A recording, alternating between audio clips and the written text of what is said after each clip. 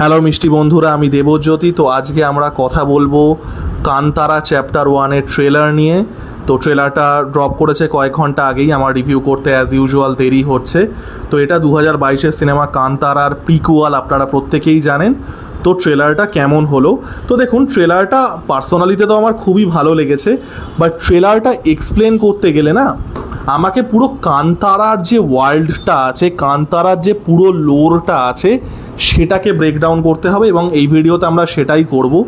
ঘটনাচক্রে আমার রিভিউটা করতে দেরি হচ্ছে কারণ আমি আজকে দুপুরবেলায়, মানে জাস্ট কিছুক্ষণ আগেই, কান্তারা আরেকবার দেখা শেষ করলাম। আমি অনেক বছর আগে দেখেছিলাম, মানে 2022-এ যখন এসেছিল তখনই দেখেছিলাম। তো কান্তারাও যদি একটা ডিটেলসে শুধুমাত্র মুভিটার রিভিউ করতে দেখতে চান, তো সেটাও আমি করতে পারি। এই ট্রেলারটার আগে আমি এই যে কান্তারার যে লোরটা আছে, গোটা কান্তারার যে ওয়ার্ল্ডটা, সেটা নিয়ে ডিসকাশন করব।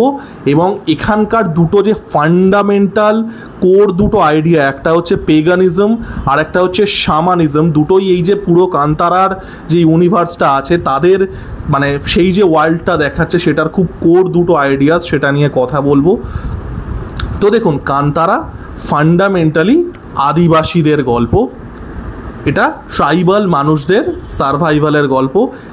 কান্তারা স্পেসিফিক্যালি যে গল্পটা বলে সেটা হচ্ছে তুলু স্পিকিং যারা কানাডিঙ্গাস আছেন, যারা কোস্টাল কানাডাতে বাস করেন, যেটাকে অনেকে আনঅফিসিয়ালি তুলুনাড়ুও বলে, যেহেতু মানে রেস্ট অফ কর্ণাটকার ভাষা হচ্ছে কান্নাডা এবং এখানকার ভাষা হচ্ছে তুলু, তো সেই জন্য অনেকে তুলুনাড়ুও বলে। তো সেখানকার আদিবাসী মানুষদের, তাদের জীবন, তাদের বিলিফ সিস্টেম, তাদের ভগবান এবং তাদের জমি রক্ষা করা, তাদের যে নেচারের সাথে সম্পর্ক আছে সেটা রক্ষা করার গল্প হচ্ছে কান্তারা, এবং পুরো ইউনিভার্সটাই তাই। এবং আপনারা পৃথিবীর যে কোনো আদিবাসী মানুষদের যদি দেখে নেন, সেটা তুলু স্পিকিং এই যে আর কি আদিবাসীদের কথা বলা হয়েছে কান্তারাতে, সেটা হোক, আমাদের ওয়েস্ট বেঙ্গলে সাঁওতাল মানুষরা আছে সে তাদের হোক, আফ্রিকাতে অনেক ট্রাইবাল গ্রুপস আছে তাদের হোক, নর্থ আমেরিকাতে রেড ইন্ডিয়ানসরা আছে, প্রত্যেকটা ট্রাইবাল মানুষদের মধ্যে আপনি একটা জিনিস কমন পাবেন, সেটা হচ্ছে দেয়ার রিলেশনশিপ উইথ দ্য নেচার। তাদের ক্ষেত্রে সব থেকে সিক্রেট জিনিস হচ্ছে তাদের জমি, যে জমিতে তারা জন্মেছে, যে জমি, যে প্রকৃতি তাদেরকে লালন পালন করে, তার সাথে তাদের যে সম্পর্ক, সেটাই হচ্ছে সব থেকে বড় তাদের বিলিফ সিস্টেম, ওটাই তাদের ভগবান। এবং ওটাই কিন্তু পেগানিজম। পেগানিজম মানে হচ্ছে নেচার ওয়ার্শিপ।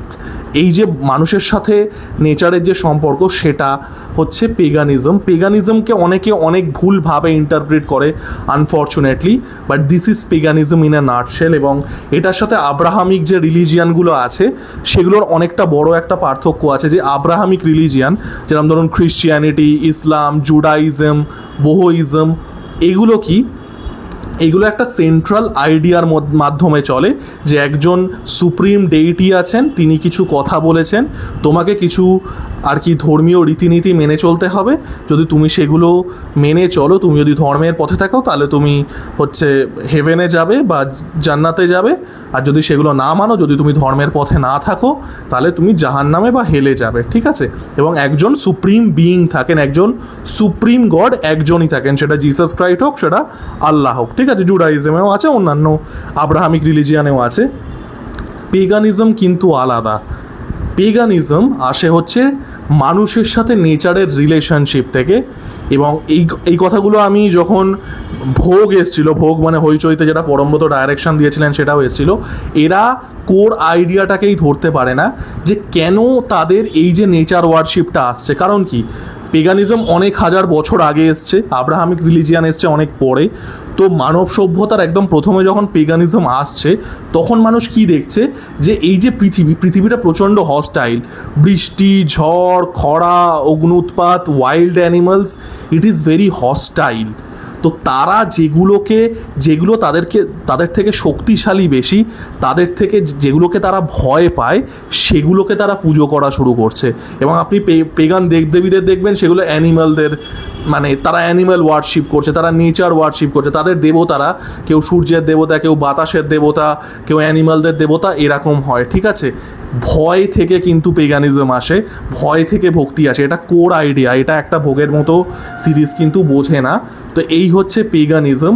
এবং এখানে আমরা কি দেখতে পাচ্ছি, যে কান্তারার যে ওয়ার্ল্ডটা আছে সেই ওয়ার্ল্ডে কি সেগুলো একটা ট্রাইবাল মানুষদের গল্প, তারা এই জঙ্গলটাকে আঁকড়ে বেঁচে থাকে এবং একদম যে ইনিশিয়াল পার্টটায় আমরা যে কান্তারার গল্পটা দেখতে পেয়েছিলাম যে একজন রাজা যে জীবনে সুখ পাচ্ছেন না, তিনি এই যে ট্রাইবালদের একটা উপাস্য দেবতা যে যাকে মানে একটা পাথর যাকে তারা উপাসনা করে তার কাছে গিয়ে তিনি শান্তি পাচ্ছেন এবং সেটার বদলে তিনি তাদেরকে আর কি অনেকটা জমি দিয়ে দিচ্ছেন এই জঙ্গলের এবং সেটা তাদের কোথাও গিয়ে রক্ষক হয়ে উঠছে। এবং আবারও the pagan idea about the land is your biggest religion, তোমার যে জমিতে তুমি বাস করো, যে প্রকৃতি তোমাকে ফিড করে, তুমি প্রকৃতির ফলমূল খেয়ে বেঁচে আছো, প্রকৃতির শিকার করে বেঁচে আছো এবং সেটাও একটা পার্ট। তারা কিন্তু তাদের যে শিকারটা সেটাও কিন্তু রিচুয়ালিস্টিক, তারা বেঁচে থাকার জন্য সেটা করছে, এটাই কিন্তু সব থেকে বড় ধর্ম, এটাই কিন্তু তাদের রিলিজিয়ান।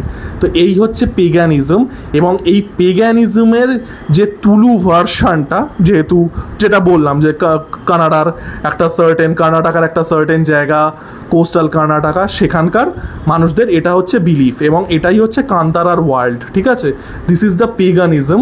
এবং এখান থেকে আমি আসবো যেটা সেকেন্ড কোর আইডিয়া, সেটা হচ্ছে শামানিজম। এবার শামানিজম জিনিসটা সস্তার হরর গল্পে আর এই হলিউডের ভুংচাং থ্রিলারগুলোতে এত বাজেভাবে দেখিয়ে জিনিসটার পুরো এসেন্সটা নষ্ট করে দিয়েছে। শামানিজম কিচ্ছু না, শামানিজম হচ্ছে এমন একজন মানুষ who is the medium between yourself and the deity, আর কিচ্ছু না। ধরুন আমরা হিন্দুরা যারা আছি তারা কি মন্দিরে যাচ্ছি, মন্দিরে পুরোহিত তিনি কি করছেন, তিনি আমার সাথে ঈশ্বরের একটা যোগসূত্র তৈরি করছেন। একজন মুসলমান মানুষ তিনি মসজিদে যাচ্ছেন, সেখানে মৌলবী তার সাথে আল্লাহর একটা যোগসূত্র তৈরি করছে। একজন খ্রিস্টান মানুষ চার্চে যাচ্ছে, সেখানকার চার্চের যারা ফাদার আছেন তারা জিসাসের সাথে সেই মানুষটার একটা যোগসূত্র তৈরি করছে।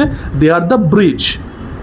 শামানরাও তাই, একজন মানে ট্রাইবাল যে পেগান দেবতারা আছেন যারা আবারও ওই নেচারের বিভিন্ন শক্তিরই আর কি রিপ্রেজেন্টেশন, তাদের সাথে এই যে ট্রাইবাল মানুষের সাথে তাদের ঈশ্বরের যোগ স্থাপন করে হচ্ছে শামানরা।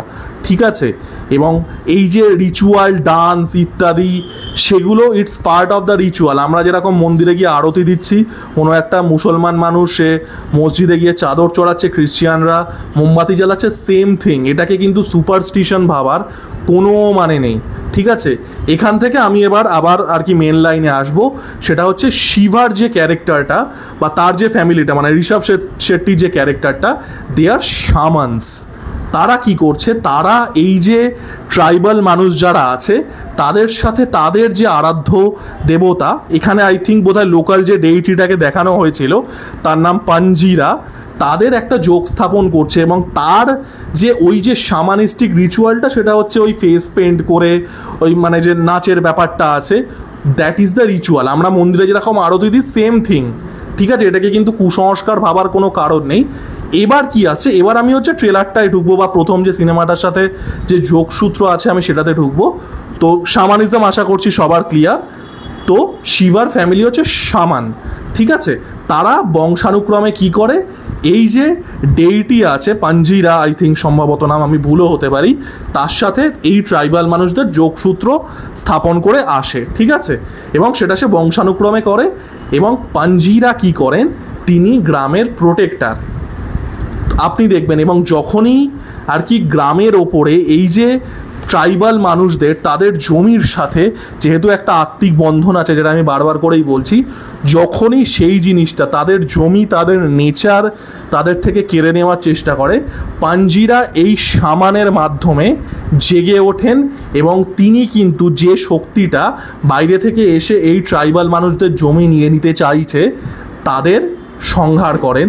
This is Kantara in a nutshell. ঠিক আছে, পুরো কান্তারার ওয়ার্ল্ডটা আমি 9 মিনিটে বলে দিলাম, এর থেকে এত ডিটেলসে কেউ বলবে না, বাংলা হিন্দি ইংলিশে কেউ বলবে না। এই গেল হচ্ছে প্রথম কথা।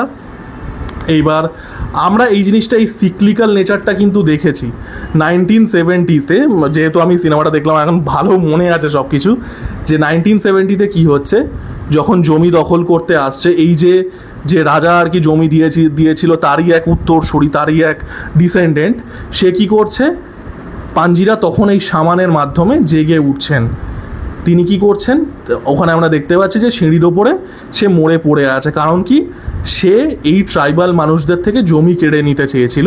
এবং কান্তারা সিনেমাটাতেও আমরা দেখতে পাচ্ছি যে লাস্টের যে 10-15 মিনিট ছিল, যখন শিভার ওপরে পাঞ্জিরা ভর করছে, আবারও সেম কারণে যে শামানের মধ্যে সেই ডেইটি ভর করছে। কারণ কি, কারণ তারা জমি কেড়ে নিতে চাইছে। এই যে মানে তাদের যে ডিসেন্ডেন্টটা, মানে তারপরে যে ডিসেন্ডেন্ট, সে ম্যানিপুলেট করে জমি কেড়ে নিতে চাইছে, তখন ডেইটি এসে তাদেরকে মেরে দিচ্ছে, ট্রাইবাল মানুষদের কাছে তাদের ল্যান্ড থেকে যাচ্ছে। এক্স্যাক্টলি এই গল্পটাই আমরা এনশিয়েন্ট টাইম লাইনে দেখতে পেতে চলেছি হচ্ছে কান্তারা চ্যাপ্টার 1-এ। ঠিক আছে, ইটস আ সিক্লিক্যাল থিং। এবং আমার যেটা মনে হয় যে এই ক্যারেক্টারগুলোর মানে এরকমভাবে দেখাবে যে প্রত্যেকটাই আর কি শিভা, মানে প্রত্যেকটাই ঋষভ শেট্টির character, it cyclical in nature. আমরা শুরুতে দেখতে পাচ্ছি একজন বাচ্চা, যে মোস্ট প্রবাবলি হচ্ছে আমরা প্রথম সিনেমাটাতে দেখেছিলাম ওই সপ্তমী গাওডার যে ক্যারেক্টারটা, শি ইজ প্রেগনেন্ট, তো that boy must be him, I guess so.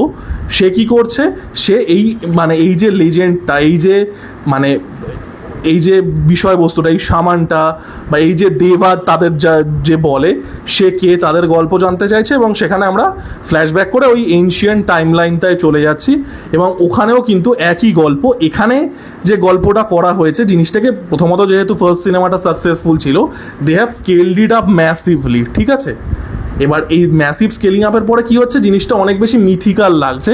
First সিনেমাটা কিন্তু প্রচণ্ড পরিমাণে রুটেড ছিল, rooted in that Tulu culture, ওইখানকার ফোকলোর, ওই আদিবাসী বিলিফ সিস্টেম, তাদের ভগবান, এখানেও সেটা আছে। বাট জিনিসটা যেহেতু স্কেল আপ করা হয়েছে, অনেক বেশি মিথিক লাগছে। এবং যেহেতু টাইম লাইনটাও এনশিয়েন্ট টাইম লাইনে প্লেস করা হয়েছে, এবং সেম গল্প যে একজন রাজা, সে এই গ্রামবাসীদের জমি নিয়ে নিতে চাইছে এবং সেখান থেকে কোথাও গিয়ে এই যে তাদের যে দেবতা, সে আবার প্রোটেক্ট করতে আসবে। হয়তো সে সামানের মধ্যে আসবে, হয়তো সে নিজে আসবে, এবং এই সাইকেলটাই চলতে থাকছে। মানে যে সাইকেলটা আমরা এখানে দেখছি, সেই সাইকেলটাই চলতে থাকবে। কান্তারা সিনেমাটা আমার ভালো লেগেছিল, তার অন্যতম মেন কারণ ছিল Kantara gets Indian belief system. এই যে ইন্ডিয়ান বিলিফ সিস্টেম, যে সিক্লিক্যাল ব্যাপারটা, সেই জিনিসটা ধরতে পেরেছিলাম। এবং এখানেও কিন্তু আমরা ওই জিনিসটাই দেখতে পাচ্ছি। এটা আমি রামায়ণের ট্রেলারের সময়ও বলেছিলাম, এটা কিন্তু লিনিয়ার গল্প নয়। এখানেও আমরা সেটাই দেখতে পাচ্ছি যে, এবং এই কান্তারা চ্যাপ্টার মানে কান্তারার যে প্রথম পার্টটা, মানে এখানে আসলে বারবার করে গুলি যাচ্ছে কান্তারা 1 আর কান্তারা চ্যাপ্টার 1, যেহেতু ওই জিনিসটা গুলি যাচ্ছে। প্রথম যে কান্তারা এসেছিল, সেই ক্যারেক্টারগুলোকেই আমরা এনশিয়েন্ট ওয়ার্ল্ডে দেখতে পাচ্ছি। তাহলে হয়তো এরকম হতে পারে যে যেহেতু সামান বারবার করে জন্ম নিচ্ছেন, সেটা আমরা কান্তারাতেই দেখতে পেয়েছিলাম, প্রথম কান্তারাতে, যে ঋষভ শেট্টির বাবা ঋষভ শেট্টি এবং তারপরে তার স্ত্রীও প্রেগনেন্ট, তো তারপরে জেনারেশনও। তো এটা যেরকম সাইক্লিক্যাল হচ্ছে, অন্যান্য গ্রামবাসীগুলো হয়তো মানে এই যে সামানকে, তার যে বন্ধু বান্ধব আছে, তার যে আর কি প্রোটেক্টর আছে, মানে রামের যেরকম আর কি বানর সেনা ছিল, এই যে মানে যে গ্রামবাসীরা আছে তারাও সেম। তো হয়তো এরকমও হতে পারে, আমি গেস করছি, এই ওয়ার্ল্ডে যে প্রত্যেকেই বারবার করে জন্ম নিচ্ছে, যখনই তাদের জমির ওপরে কোনো আঘাত আসছে, মানে সেই ডেইটি তো জেগে উঠছেনই, তিনি সামানের মাধ্যমে আসছেন। এবং কি হচ্ছে, এই গ্রামবাসীরা যারা ওই মানে শ্রীরামের আর কি বানর সেনার মতো, তাদের ক্যারেক্টারগুলোও একই, যেই জন্য আমরা ওই ক্যারেক্টারগুলোকে এনশিয়েন্ট টাইম লাইনও দেখতে পাচ্ছি। So everything is cyclical. ট্রেলারটা খুবই খুবই ভালো একটা ট্রেলার হয়েছে। ওভারঅল জিনিসটা, গল্পটা একই, গল্পটা হয়তো যেহেতু হয়তো আরও একটা কারণে, যেহেতু আমি জাস্ট সিনেমাটা দেখার পরে ট্রেলারটা দেখলাম, হয়তো আমার সেই জন্য মনে হতে পারে যে গল্পটা বেসিক্যালি একই গল্প। ওই যে একটা অ্যানসেস্ট্রাল ল্যান্ড, যেটা তাদের কাছে সেক্রেড, আদিবাসী মানুষদের কাছে, তার সাথে আর কি এই যে যারা জমি দখল করতে এসছে সেই সময়কার আর কি রাজাদের গল্প, তাদের লড়াই, এবং সেই ভগবান এসে তাদের যে পেগান বিলিফের যে ভগবান এসে বাঁচাবে। তো গল্পটা একই, বাট প্রেজেন্টেশনটা দুর্দান্ত লাগছে। অ্যাকশন সিনস যেগুলো দেখতে পাচ্ছি, যেভাবে আর কি পুরো ওয়ার্ল্ডটাকে বিল্ড করা হয়েছে। কান্তারার যেটা সব থেকে ভালো ওয়ার্ক করে, সেটা হচ্ছে কান্তারার লোর, যেটা আমি এতক্ষণ ধরে বললাম। তো এই যে লোর, এই মিথগুলোকে খুব সুন্দর করে আনা হয়েছে, আর স্কেল ইত্যাদি তো খুবই ভালো। তো ওভারঅল খুবই ভালো একটা ট্রেলার হয়েছে। ঋষভ শেট্টি থেকে শুরু করে রুক্মিণী ভাসান, প্রত্যেককে খুব সুন্দর লাগছে। যে রাজা হয়েছেন তাকে খুব সুন্দর লাগছে, তার যে মেকআপটা পুরো শ্রীকৃষ্ণের মতো লাগছে, আমি অভিনেতার নাম জানি না। তো overall it's a great trailer, এবং এই ছিল আমার রিভিউ। এবং রিভিউর থেকেও বেশি বড় আই থিঙ্ক এই যে কান্তারার যে পুরো ওয়ার্ল্ডটা বা কান্তারা চ্যাপ্টার 1-এর যে ওয়ার্ল্ডটা আর কি দেখাতে চলেছে, সেই জিনিসটা আর কি আমি যতটা পারলাম এক্সপ্লেন করলাম। আমার ভিডিওটা কেমন লাগলো আপনাদের জানাবেন, লাইক, কমেন্ট এবং সাবস্ক্রাইব করে আমার পাশে থাকুন। ধন্যবাদ।